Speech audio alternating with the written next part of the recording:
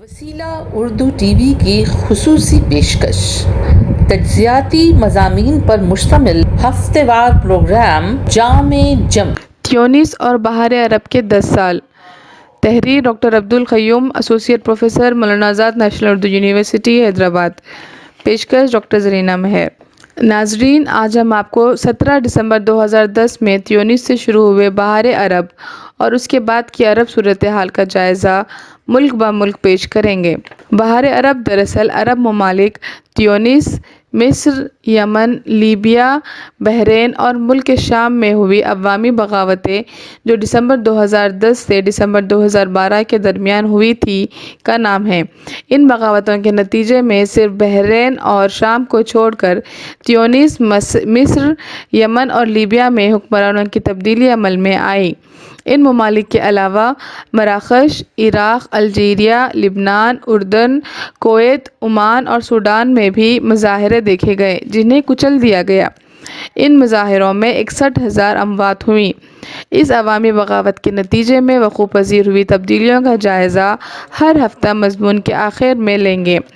آج ہم اس سلسلے کی پہلی کڑی تیونس سے شروع کرتے ہیں۔ بحر عرب کی اصطلاح کا استعمال پہل فارن پالیسی میگزین کے مارک لنچ نے اپنے مضمون میں استعمال کیا تھا۔ ہم نے جدید تاریخ میں سرخ انقلاب، سفید انقلاب، سبز انقلاب وغیرہ کے متعلق پڑھا اور سنا ہے، لیکن کسی پھول کے نام سے تاریخ میں کسی انقلاب کے ذکر سے ناواقف ہی ہیں۔ افریقہ کے ملک تیونس میں آئے انقلاب یاسمین کی وجہ سے یہ ملک عالمی میڈیا کی سرخیوں میں ہے۔ یہ انقلاب سیاسی مبصرین اور ماہرین کے لیے ایک حیرتناک واقعہ تھا تو بیشتر حکمرانوں کے لیے عبرتناک تھا، جس سے وہ لرزہ بر اندام تھے۔ جمہوریہ تیونس براعظم افریقہ کے انتہائی شمال میں ہے۔ اس کے مغرب میں الجیریا، جنوب مشرق میں لیبیا اور شمال و شمال مشرق میں وسیع بحر روم واقع ہے۔ اس کا رقبہ 1,65,000 مربع میل اور آبادی 10.3 ملین تھی۔ آبادی کے اعتبار سے یہ ملک دنیا میں 77ویں مقام پر تھا۔ اس کا صدر مقام تیونس ہی ہے اور اس شہر کے نام پر ہی ملک کا نام ہے۔ قدیم تاریخ میں اس کو روم کی ٹوکری کہا جاتا تھا۔ 8ویں صدی عیسوی میں اس پر عربوں کا قبضہ ہوا۔ سلطنت عثمانیہ میں اس کا نام تیونس ایجنسی رکھا گیا تھا۔ 1881 میں ایک معاہدے کے ذریعے یہ ملک فرانس کے قبضے میں چلا گیا۔ مارچ 1956 میں اسے فرانس سے آزادی ملی تو اس کا نام سلطنت تیونس رکھا گیا، لیکن بہت جلد ہی یہاں سے شاہی کا خاتمہ ہوا اور جولائی 1957 میں اس کے جمہوریہ ہونے کا اعلان کیا گیا اور شاہی کا ہمیشہ ہمیشہ کے لیے خاتمہ ہوا۔ قوم پرست لیڈر حبیب بورقیہ اس کے پہلے صدر بنے۔ 1987 تک تیونس اپنے پہلے صدر کے نام سے ہی دنیا میں جانا جاتا تھا، لیکن سال 1987 میں حبیب بورقیہ کو طبی طور پر حکمرانی کے لیے نااہل بتاتے ہوئے زین العابدین بن علی نے اقتدار پر قبضہ کر لیا، جس سے حبیب بورقیہ کے 31 سالہ دور حکمرانی و اقتدار کا خاتمہ ہوا۔ زین العابدین بن علی نے تمام اختیارات اپنے ہاتھ میں مرکوز کرتے ہوئے تیونس کے دستوری جمہوری نظام کو محض ایک کاغذی عمل بنا کر رکھ دیا تھا۔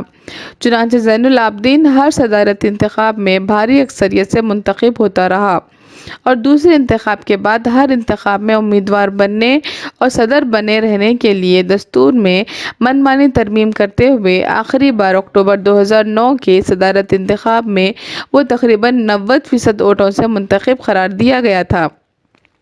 لیکن ہیومن رائٹس واچ کے مطابق یہ انتخاب ایک طرفہ اور صرف دکھاوے کے تھے۔ چنانچہ انتخابات کی نگرانی کے لیے بیرونی مبصرین کو کبھی بھی ملک میں داخل ہونے کی اجازت نہیں دی گئی۔ صدر زین العابدین بن علی نے ایک سیاسی جماعت تشکیل دی تھی جس کا انگریزی مخفف RCD تھا۔ چنانچہ پارلیمنٹ اور حکومت کے ہر شعبے میں اس جماعت کو انہوں نے اس حد تک پھیلا دیا تھا کہ حکومت اور RCD دونوں معنوں میں ایک ہی نام بن کر رہ گئے تھے۔ دوسری طرف اقتدار صرف زین العابدین کے گھر اور ان کے سسرالی عزیزوں تک ہی گھٹ کر رہ گیا تھا۔ چنانچہ 1952 میں لیلا نامی ایک خاتون زین العابدین کی زندگی میں بحیثیت بیوی داخل ہو کر تیونس کے سیاہ و سفید کی مالک بن گئی، حتیٰ کہ ایک سرکاری طیارہ بوئنگ 737 اس کی شخصی تحویل میں رہا کرتا تھا۔ جس کے ذریعے وہ دنیا میں کسی بھی مقام کو سیر و تفریح اور خریداری وغیرہ کے لیے آزادانہ گھوما پھرا کرتی تھی۔ اس نے تیونس کی معیشت کو بھی اپنی مٹھی میں جکڑ کر رکھا تھا۔ وہ خانگی جائیداد عوام سے سستے داموں میں خرید کر حکومت کو مہنگے داموں میں فروخت کرتے ہوئے عوامی دولت اینٹ رہی تھی۔ اس کے علاوہ سرکاری و غیر سرکاری کاروبار میں اس کا حصہ بشکل کمیشن ہوا کرتا تھا۔ اس کے علاوہ زین العابدین اپنے داماد شاکر الامطاری کو 2014 کے انتخابات میں صدر بننے کے لیے کوشاں تھا۔ اس طرح تیونس کے زائد از 1 کروڑ عوام ایک خاندان کی رشوت خوری، اقربا پروری اور منمانی زندگی سے عاجز تھے، اور 74 سالہ صدر زین العابدین بن علی ان تمام حالات کی طرف سے آنکھ بند کیے خاموش تماشائی بنا بیٹھا تھا۔ ان حالات میں 17 دسمبر کو وقوع پذیر ایک واقعے نے ملک میں عوامی بغاوت اور انقلاب کی روح پھونک دی۔ ماہ نومبر میں وکی لیکس کے انکشافات میں تیونس میں رشوت خوری اور حکمران خاندان کی دولت بٹورنے سے متعلق اطلاعات تھیں، لیکن وہاں پر عائد صحافت اور انٹرنیٹ پر پابندیوں کی بدولت آبادی کے ایک بڑے طبقے سے یہ انکشافات چھپے ہی رہے تھے۔ 17 دسمبر کو تیونس سے کوئی 125 کلومیٹر دور سیدی بوزید نامی ایک گاؤں میں جب ایک بے روزگار گریجویٹ محمد بو عزیز کو مقامی پولیس نے ترکاری اور میوہ فروشی کے کاروبار سے محض اس لیے روک دیا کہ اس نے اپنے ٹھیلے بنڈی پر اس کاروبار کے لیے کوئی باضابطہ اجازت سرکاری عہدیداروں سے نہیں لی تھی، اتنا ہی نہیں بلکہ اس کے ٹھیلے بنڈی کو ماہ ترکاری و میوہ ضبط بھی کر لیا، جس پر یہ دلبرداشتہ نوجوان اپنے آپ کو سپرد آگ کرتے ہوئے خودکشی کر لی تھی۔ اس واقعے سے دلبرداشتہ اور بے روزگاری سے تنگ آ کر عوام ملازمتوں اور روزگار کا مطالبہ کرتے ہوئے سڑکوں پر نکل آئے، اور دیکھتے ہی دیکھتے یہ تحریک پورے ملک میں پھیل گئی۔ حکومت کے مطابق حزب مخالف نے اس صورتحال کا ناجائز فائدہ اٹھاتے ہوئے اسے ایک تحریک میں تبدیل کر دیا۔ حکومت نے اس تحریک کو بزور طاقت کچلنے کی پوری کوشش کی، لیکن یہ تحریک مزید طاقت سے ابھری اور اس نے پورے ملک کو اپنی لپیٹ میں لے لیا۔ وسط دسمبر 2010 سے شروع ہونے والے اس احتجاج کے جواب میں صدر نے ملک میں ایمرجنسی کا نفاذ کا اعلان کیا اور chief of army staff Rashid Ammar کو پورے ملک میں فوج تعینات کرنے اور عوام پر گولیاں چلاتے ہوئے تشدد پر قابو پانے کا حکم دیا، لیکن فوجی سربراہ نے اس حکم کو ماننے سے انکار کر دیا، جس پر انہیں برطرف کر دیا گیا۔ 8 اور 9 جنوری کو مظاہرین اور پولیس کے درمیان خوفناک تصادم ہوئے۔ حکومت نے تمام تعلیمی ادارے بند کر دیے۔ 12 جنوری کو صدر زین العابدین نے وزیر داخلہ کو ہی برطرف کر دیا اور حالات کو سنبھالنے کی کوشش کے طور پر فسادات میں گرفتار تمام لوگوں کو آزاد کرنے کا حکم دیا، اور بدعنوانیوں اور رشوت خوری کے تمام الزامات کی جانچ کے لیے خصوصی کمیٹی بھی تشکیل دی، اور نوجوانوں کو 3 لاکھ ملازمتیں دینے کا بھی اعلان کیا۔ اس کے باوجود 13 جنوری کو مظاہرین صدر مقام اور صدارتی محل تک پہنچ گئے۔ صدر بن علی نے بڑھتی قیمتوں سے نمٹنے، صحافت اور انٹرنیٹ کی آزادیاں دینے کا اعلان کرتے ہوئے جمہوریت کو مضبوط و مستحکم بنانے کا بھی اعلان کیا۔ اس کے علاوہ 2014 کے صدارتی انتخاب میں پھر ایک بار مقابلہ نہ کرنے اور دستور میں تبدیلی نہ کرنے کا بھی اعلان کیا، لیکن عوام کے بڑھتے سیلاب اور مخالف حکومتوں مظاہروں کے جواب میں آخری کوشش کے طور پر صدر نے 14 جنوری کو حکومت کو تحلیل کرتے ہوئے 6 ماہ کے اندر پارلیمنٹ کے تازہ انتخابات کے انعقاد کا بھی اعلان کیا، لیکن اسی دن شام 1999 سے صدر کے دست راست وزیر اعظم محمد غنوشی نے ٹی وی پر خطاب کرتے ہوئے اقتدار حاصل کر لینے کے اعلان کے ساتھ ساتھ صدر زین العابدین بن علی کے تیونس چھوڑ کر سعودی عرب منتقل ہونے کی اطلاع بھی دی۔ بن علی دراصل فرانس جانا چاہتے تھے، لیکن فرانس نے انہیں نئے حالات کے مد نظر خوش آمدید کہنے سے انکار کر دیا۔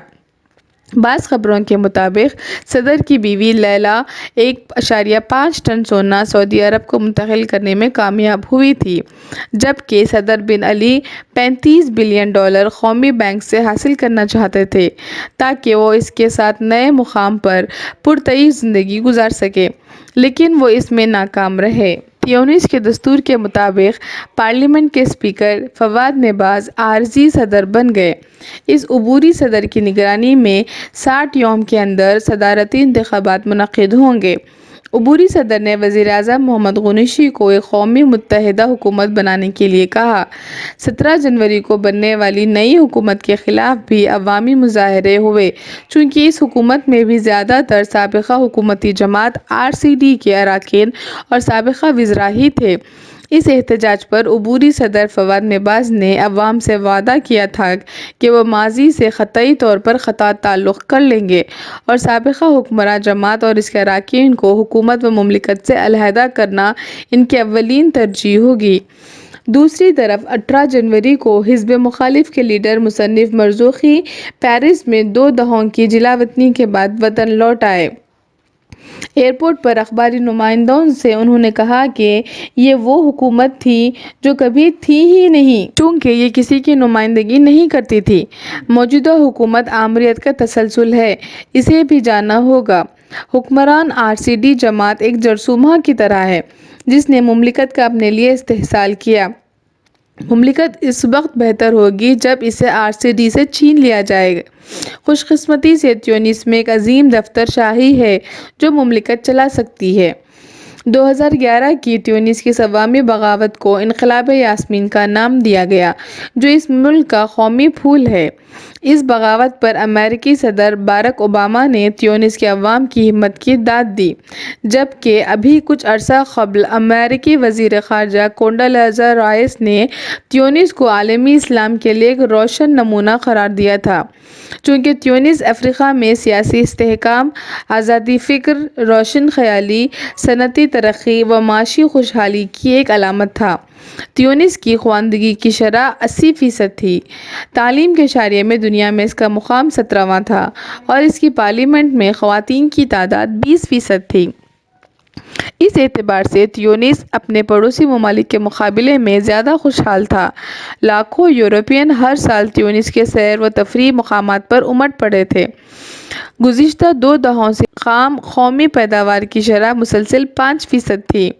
اس کے باوجود حالیہ عرصے میں بڑھتی بے روزگاری اور کرپشن نے عوام کی کمر توڑ رکھ دی تھی اور ایک نوجوان کی ہلاکت نے عوامی ضمیر کو جھنجھوڑ کر رکھ دیا اور انہوں نے خاندانی اجارہ داری والی حکومت اور اس کی بدعنوانیوں کے خلاف کمر بستہ ہو کر اسے 5 ہفتوں میں اکھاڑ پھینکا۔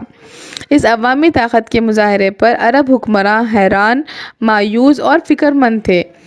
عالم عرب میں زائد از 4 دہائیوں سے ایک ہی گھرانے کی حکمرانی جمہوریت کے نام پر چل رہی تھی اور اب ان حکمرانوں کو ڈر تھا کہ کہیں ان کے ملک میں بھی تیونس کی طرح لہر نہ پیدا ہو جائے۔ مصر، الجیریا اور دوسرے مقامات پر بعض نوجوانوں نے آگ لگا کر خودکشی کی، جس کی وجہ سے یہاں کے حکمرانوں میں خوف پیدا ہو گیا تھا۔ تیونس کی بغاوت سے اس ملک کا $2 بلین کا نقصان اور 338 افراد ہلاک ہوئے، لیکن تیونس کے عوام نے جابر و کرپٹ اور بدعنوان حکمرانوں کو مزہ چکھانے کا سبق دنیا کو دیا ہے۔ اکتوبر 2014 کے انتخاب میں 66.7% اور اکتوبر 2019 کے انتخاب میں 41.7% رائے دہندوں نے حصہ لیا تھا۔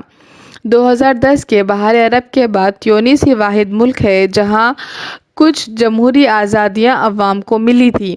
اس کے باوجود یہ کہا جاتا ہے کہ تیونس کی قدیم مطلق انانیت کے اثرات آج بھی تیونس کے سماج اور سیاسی نظام میں واضح ہیں۔